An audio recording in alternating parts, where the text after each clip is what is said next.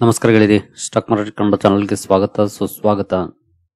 ಈ ವಿಡಿಯೋದಲ್ಲಿ ರಷ್ಯಾದಿಂದ ಕೆಲವು ಸುದ್ದಿಗಳು ಬಂದಿದ್ದಾವೆ, ಜೊತೆಗೆ ಚೀನಾದಿಂದ ಕೆಲವು ಸುದ್ದಿಗಳು ಬಂದಿದ್ದಾವೆ. ನಂತರ ಒಂದು ಕಂಪನಿಯ ಪ್ರಮೋಟರ್ಸ್ ಅನ್ನ ಸೆಬಿ ಮಾರ್ಕೆಟ್ ಇಂದ ಬ್ಯಾನ್ ಮಾಡಿದೆ. ಈ ಎಲ್ಲ ಸುದ್ದಿಗಳ ಬಗ್ಗೆ ಒಂದಷ್ಟು ವಿಷಯವನ್ನ ನಾವು ಈ ಮೂಲಕ ತಿಳ್ಕೊಳ್ಳುವಂತ ಪ್ರಯತ್ನವನ್ನ ಮಾಡೋಣ. ಮೊದಲಿಗೆ ಆಸ್ ಯೂಶುವಲ್ ಮುಂದುವರೆ ಮುಂಚೆ ಡಿಸ್ಕ್ಲೇಮರ್ ಕೊಡ್ಲಿಕ್ಕೆ ಇಷ್ಟಪಡ್ತೀನಿ. ಇಲ್ಲಿ ಕವರ್ ಮಾಡ್ತಿರುವಂತ ಯಾವುದೇ ಸ್ಟಾಕ್ ಅನ್ನು ಕೂಡ ರೆಕಮೆಂಡ್ ಮಾಡ್ತಿಲ್ಲ. ನೀವು ಫರ್ದರ್ ಸ್ಟಡಿ ಮಾಡಿ ಡಿಸಿಷನ್ ತಗೊಳ್ಬಹುದು. ಆಸ್ ಎ ಎಜುಕೇಶನಲ್ ಪರ್ಪಸ್ ನಾನು ವಿಡಿಯೋ ಮುಂದೆ ತರ್ತಾ ಇದ್ದೀನಿ. ಹಾಗೆ ನಾನು ಈಗಾಗಲೇ ನಮ್ಮ ಚಾನಲ್ ನ ಕಮ್ಯುನಿಟಿ ಟ್ಯಾಬ್ ಅಲ್ಲಿ ನೀವು ಹೋದ್ರೆ ನಮ್ಮ ಇನ್ಸ್ಟಾಗ್ರಾಮ್ ಚಾನಲ್ ಹಾಗೂ ವಾಟ್ಸ್ಆಪ್ ಚಾನಲ್ ನ ಲಿಂಕ್ ಗಳನ್ನ ಶೇರ್ ಮಾಡಿ, ಎರಡನ್ನು ಕೂಡ ಫಾಲೋ ಮಾಡಿ. ಯಾಕಂದ್ರೆ ಇತ್ತೀಚೆಗೆ ಕೆಲವು ಸಮಸ್ಯೆಗಳಾಗ್ತಾ ಇದೆ ಯೂಟ್ಯೂಬ್ ನಲ್ಲಿ. ಹಾಗಾಗಿ ಇನ್ ಕೇಸ್ ವಿಡಿಯೋ ಇಲ್ಲಿ ಹಾಕ್ಲಿಕ್ಕೆ ಆಗ್ಲಿಲ್ಲ ಅಂದ್ರೆ ಬೇರೆ ಕಡೆ ಅಪ್ಡೇಟ್ ಗಳನ್ನ ಕೊಡುವಂತ ಪ್ರಯತ್ನವನ್ನ ಮಾಡ್ತೀವಿ. ಹಾಗಾಗಿ ಆ ಎರಡನ್ನು ಕೂಡ ಫಾಲೋ ಮಾಡಿ. ನಮ್ಮ ಇನ್ಸ್ಟಾಗ್ರಾಮ್ ಅಕೌಂಟ್ ನೋಡಬಹುದು, ಸ್ಟಾಕ್ ಮಾರ್ಕೆಟ್ ಕನ್ನಡ ಅಂತಾನೆ ಇದೆ. ಹಲವು ಫೇಕ್ ಅಕೌಂಟ್ ಗಳಿದಾವೆ, ಹುಷಾರಾಗಿರಿ. ಲಿಂಕ್ ಅಲ್ಲಿ ಇರೋದು ನಮ್ಮ ಅಕೌಂಟ್, ಅದನ್ನ ಬಿಟ್ಟು ಬೇರೆ ಯಾವ್ದನ್ನು ಫಾಲೋ ಮಾಡಕ್ ಹೋಗ್ಬೇಡಿ. ಇನ್ನು ನಮ್ಮ ವಾಟ್ಸ್ಆಪ್ ಚಾನಲ್ SMK ಅಪ್ಡೇಟ್ಸ್ ಅಂತ ಇದೆ, ಕನ್ಫ್ಯೂಸ್ ಆಗ್ಬೇಡಿ, ಬೇರೆ ಯಾವ್ದೋ ಇರಬೇಕು ಅಂತ. ಇದು ನಮ್ಮದೇ ಚಾನಲ್. ಇನ್ನು ಸುದ್ದಿಗಳ ಕಡೆ ನಾವು ಬರೋಣ. ಮೊದಲಿಗೆ ನರೇಂದ್ರ ಮೋದಿ ಅವರು ಚೀನಾಗೆ ಭೇಟಿ ಕೊಟ್ಟಿದ್ದಾರೆ. ಅಲ್ಲಿ ನಾಳೆ ಎಸ್ಪೆಷಲಿ ಮೋದಿ, ಸಿ ಜಿನ್ಪಿಂಗ್ ಹಾಗೂ ಪುಟಿನ್ ಅವರ ನಡುವೆ ಮೀಟಿಂಗ್ ಫಿಕ್ಸ್ ಆಗಿದೆ. ಏನೆಲ್ಲ ಡಿಸ್ಕಷನ್ ಆಗುತ್ತೆ ಅದರ ಮೇಲೆ ಖಂಡಿತ ಗ್ಲೋಬಲ್ ಲೆವೆಲ್ ಅಲ್ಲಿ ಕಣ್ಣಿರುತ್ತೆ. ಯಾಕಂದ್ರೆ ಇಡೀ ವಿಶ್ವ ಈ ಮೂರು ಲೀಡರ್ ಗಳ ಮೀಟಿಂಗ್ ನ ಮೇಲೆ ಕಣ್ಣಿಟ್ಕೊಂಡು ಕೂತಿದೆ. ಅದರಲ್ಲೂ ಎಸ್ಪೆಷಲಿ ಅಮೆರಿಕದ ಜೊತೆ ಸಂಬಂಧಗಳು ಟ್ಯಾರಿಫ್ ನ ಕಾರಣಕ್ಕೆ ಹದಗೆಡ್ತಿರುವಂತಹ ಸಂದರ್ಭದಲ್ಲಿ ಈ ಮೀಟಿಂಗ್ ಇದೆ. ನಾಳೆ ಇದೆ ಮೀಟಿಂಗ್. ಖಂಡಿತ ಅಲ್ಲಿ ಏನೆಲ್ಲ ಡಿಸ್ಕಷನ್ಸ್ ಆಗುತ್ತೆ ಅಂತ 100% ಔಟ್ಪುಟ್ ಆಚೆ ಬರೋದಿಲ್ಲ. ರಿಪೋರ್ಟ್ಸ್ ನ ಮೂಲಕ ಸಣ್ಣ ಪುಟ್ಟ ಸುದ್ದಿಗಳು ಬರಬಹುದು, ಏನೆಲ್ಲ ಡಿಸ್ಕಷನ್ಸ್ ಆಗಿದೆ ಅಂತ. ಹಾಗೆ ಚೈನಾದ ಜೊತೆಗಿನ ಸಂಬಂಧಗಳ ಇಂಪ್ರೂವ್ಮೆಂಟ್ ಬಗ್ಗೆ ಕೂಡ ಅಲ್ಲಿ ಮಾತುಕತೆಗಳಾಗುತ್ತೆ. ಎಸ್ಪೆಷಲಿ ಸಮಸ್ಯೆ ಇರೋದು ಗಡಿಗಳಲ್ಲಿ ಸಮಸ್ಯೆ ಕಡಿಮೆ ಆಯ್ತು ಅಂದ್ರೆ ಸಂಬಂಧಗಳು ತಾನಾಗಿ ಸುಧಾರಿಸುತ್ತೆ. ಅಮೆರಿಕ ಭಾರತ ಹಾಗೂ ಚೈನಾನ ಹತ್ರ ತರ್ತಿದೆ ಅಂತಾನೆ ಹೇಳ್ಬೋದು ಟ್ಯಾರಿಫ್ ಹಾಕೋ ಮೂಲಕ. ಈಗಾಗಲೇ ನರೇಂದ್ರ ಮೋದಿ ಅವರು ಜಪಾನ್ಗೆ ವಿಸಿಟ್ ಮಾಡಿ ಅಲ್ಲಿ ಒಂದಷ್ಟು ಮಾತುಕತೆಗಳನ್ನು ನಡೆದಿದ್ದಾರೆ. ಜೊತೆಗೆ ಅಲ್ಲಿ ಕೆಲವು ಸ್ಟೇಟ್ಮೆಂಟ್ ಗಳನ್ನ ಕೊಟ್ಟಿದ್ದಾರೆ. ಅದು ಕೂಡ ತುಂಬಾನೇ ಸದ್ದು ಮಾಡ್ತಾ ಇದೆ. ಮುಂದಿನ ದಿನಗಳ ಬಗ್ಗೆ ಭಾರತ, ಜಪಾನ್ ಹಾಗೂ ಚೀನಾ ವಿಶ್ವವನ್ನ ಆಳ್ತವೆ ಅನ್ನೋ ರೀತಿಯಲ್ಲಿ ಮಾತಾಡಿದ್ದಾರೆ.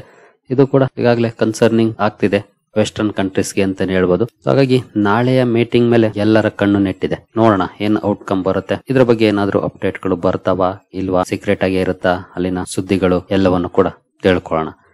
ಸೋಷಿಯಲ್ ಮೀಡಿಯಾದಲ್ಲಿ ಟ್ರಂಪ್ ಇಸ್ ಡೆಡ್ ಅನ್ನುವಂತ ಆ ಸ್ಟಾಕ್ಸ್ ಟ್ರೆಂಡಿಂಗ್ ಅಲ್ಲಿ ಇದೆ. ಅಂದ್ರೆ ಎಸ್ಪೆಷಲಿ ಟ್ವಿಟರ್ ಅಲ್ಲಿ ಅಥವಾ ಎಕ್ಸ್ ಪ್ಲಾಟ್ಫಾರ್ಮ್ ಅಲ್ಲಿ ಇದು ಟ್ರೆಂಡಿಂಗ್ ಅಲ್ಲಿ ಇದೆ. ಇದಕ್ಕೆ ಕಾರಣ ಕಳೆದ 3 ದಿನದಿಂದ ಟ್ರಂಪ್ ಅವರು ಪಬ್ಲಿಕ್ ಅಪಿಯರೆನ್ಸ್ ಆಗಿಲ್ಲ ಅಂತ. ಅಂದ್ರೆ 3 ದಿನದಿಂದ ಯಾವುದೇ ಮೀಟಿಂಗ್ ಅನ್ನ ಅಟೆಂಡ್ ಮಾಡಿಲ್ಲ. ಹಾಗೆ ಮುಂದಿನ 3 ದಿನ ಕೂಡ ಯಾವುದೇ ಮೀಟಿಂಗ್ ಇಲ್ಲ, ಅಫಿಷಿಯಲ್ ಮೀಟಿಂಗ್ ಇಲ್ಲ ಅನ್ನುವಂತ ಸುದ್ದಿಗಳಿದೆ.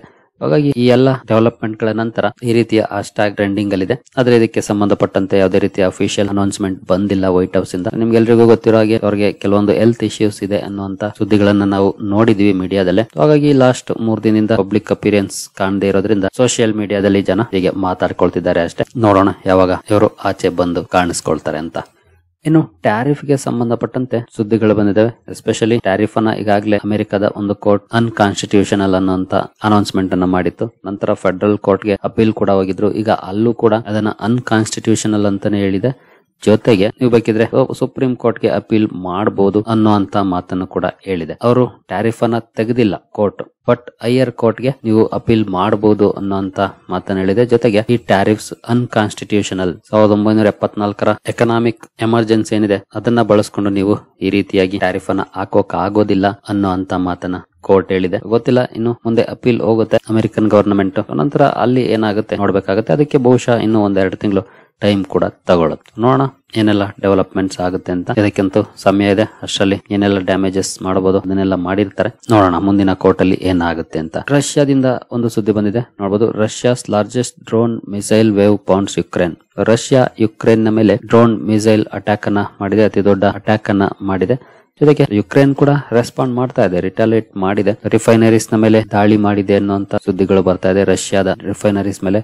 ಜೊತೆಗೆ ರಷ್ಯಾ ಕೂಡ ಯುಕ್ರೇನ್ ಅಲ್ಲಿ ಇದ್ದಂತ ಡ್ರೋನ್ ಮ್ಯಾನುಫ್ಯಾಕ್ಚರಿಂಗ್ ಪ್ಲಾಂಟ್ ಏನಿತ್ತು ಅದ್ರ ಮೇಲೂ ಕೂಡ ಅಟ್ಯಾಕ್ ಮಾಡಿದೆ ಅಂತ ಸುದ್ದಿಗಳು ಬರ್ತಾ ಇದೆ. ನೀವಿಲ್ಲೇ ನೋಡಬಹುದು ಜೆಲೆನ್ಸ್ಕಿ ಅವರೇ ಟ್ವೀಟ್ ಮಾಡಿರುವಂತದ್ದು. ಹಾಗೆ ರಷ್ಯಾದ ರಿಫೈನರೀಸ್ ಮೇಲೆ ಅಟ್ಯಾಕ್ ಮಾಡಿರುವಂತಹ ವಿಡಿಯೋಗಳು ಕೂಡ ಸೋಷಿಯಲ್ ಮೀಡಿಯಾದಲ್ಲಿ ಬರ್ತಿದ್ದಾವೆ. ಒಟ್ಟಿನಲ್ಲಿ ಈ ಎಲ್ಲ ಅಟ್ಯಾಕ್ಸ್ ಏನಿದೆ ಇವುಗಳು ಖಂಡಿತ ಶಾಂತಿ ಮಾತುಕತೆಗಳ ಬಗ್ಗೆ ಒಂದಷ್ಟು ಕಾರ್ಮೋಡವನ್ನ ತರುವಂತ ಸಾಧ್ಯತೆಗಳು ಕಾಣ್ತಾ ಇದೆ.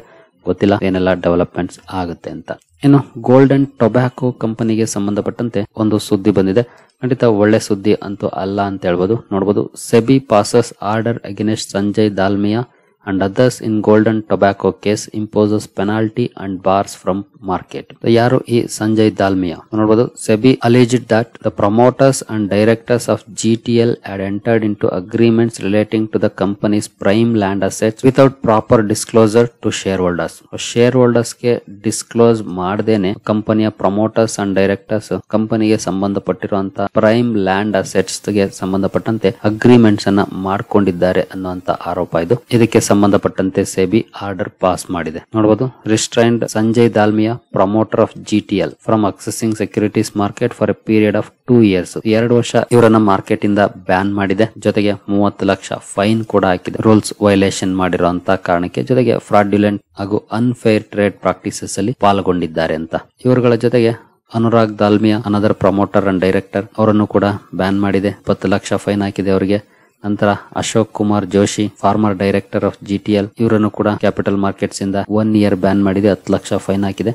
As per SEBI order GTL transferred 175 crore to its subsidiary GRIL during the period of FY10 to FY15. ಇದು 2010 ಕೇಸ್. 2010ರಿಂದ 2015 GTL ಸುಮಾರು 175 ಕೋಟಿಯನ್ನು ತನ್ನ ಸಬ್ಸಿಡಿಯರಿಗೆ ಟ್ರಾನ್ಸ್ಫರ್ ಮಾಡಿದೆ in the form of loans and advances. Annual report ಅಲ್ಲಿ ಔಟ್ಸ್ಟ್ಯಾಂಡಿಂಗ್ ಅಂತ ತೋರಿಸಿದೆ. ಇದರಲ್ಲಿ only 36 ಕೋಟಿ ಮಾತ್ರ ರಿಟರ್ನ್ ಆಗಿದೆ ಅನ್ನುವಂತ ಮಾತನ್ನ ಸೆಬಿ ಹೇಳ್ತಾ ಇದೆ. ಹಾಗಾಗಿ ಇವೆಲ್ಲ ಅನ್ಫೈರ್ ಪ್ರಾಕ್ಟೀಸಸ್. ಹಾಗಾಗಿನೇ ಪ್ರಮೋಟರ್ಸ್ ಅಂಡ್ ಡೈರೆಕ್ಟರ್ಸ್ ಅನ್ನ ಸೆಬಿ ಮಾರ್ಕೆಟ್ ಇಂದ ಬ್ಯಾನ್ ಮಾಡಿದೆ. ಜೊತೆಗೆ ಫೈನ್ ಕೂಡ ಹಾಕಿದೆ ಅವರುಗಳಿಗೆ.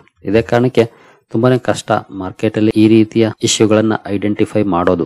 ಅದರಲ್ಲೂ ಸಣ್ಣ ಇನ್ವೆಸ್ಟರ್ಸ್ಗೆ ಇವುಗಳ ಬಗ್ಗೆ ಗೊತ್ತೇ ಆಗೋದಿಲ್ಲ.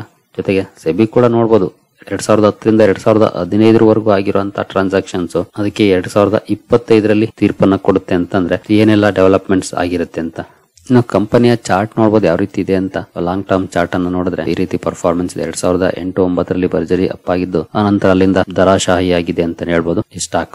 5 years ಪರ್ಫಾರ್ಮೆನ್ಸ್ ಅನ್ನು ಓಪನ್ ಮಾಡಿದ್ರೆ ಖಂಡಿತ ಒಳ್ಳೆ ಬೌನ್ಸ್ ಬ್ಯಾಕ್ ಬಂದು ಆನಂತರ ಇಂದ ಆಲ್ಮೋಸ್ಟ್ 80% ಅಥವಾ ಅಬೌವ್ 80% ಡೌನ್ ಇದೆ ಕರೆಕ್ಟ್ ಆಗಿ ಕ್ಯಾಲ್ಕುಲೇಟ್ ಮಾಡಿದ್ರೆ.